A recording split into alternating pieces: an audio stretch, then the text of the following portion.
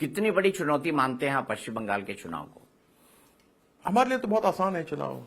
230 थे 250 हो जाएंगे इस बार।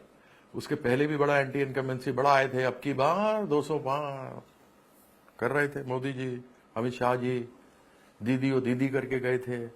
ये तरीका हुआ किसी महिला के बारे में बात करने का, जैसे प्रधानमंत्री ने किया था। और 200 पार करने जा रहे थे, 100 पार हुआ नहीं।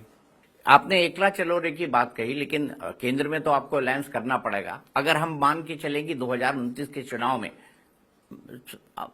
एक अंडरस्टैंडिंग तमाम पॉलिटिकल पार्टी की बनती है, अगर माना जाए कि बीजेपी को इंडिया गठबंधन या अपोजिशन का जो अलायंस है वो हरा देता है, तो क्या आप राहुल गांधी को प्राइम मिनिस्टर स्वीकार करेंगे? मैं कौन होता हूं उसको स्वीकार करने वाला या नहीं स्वीकार करने वाला? मेरी तो नेत्री है, मेरी नेत्री तो ममता बंदोपाध्याय है। उनसे बड़ी और कोई शेरनी है नहीं, बाघ की बच्ची है वो, बाघिन है। अच्छे खासे जो है सामने बोलते डरते हैं, चाहे मोदी जी हो चाहे अमित शाह हो।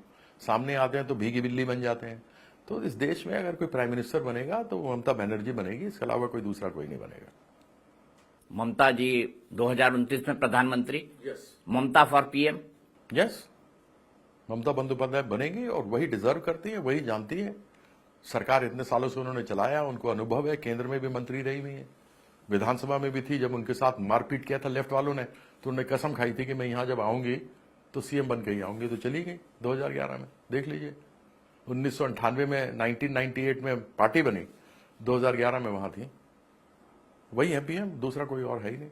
और कोई नहीं है अपोजिशन में, आपको कोई नहीं दिखता? अकेली शेरनी है पूरे देश में।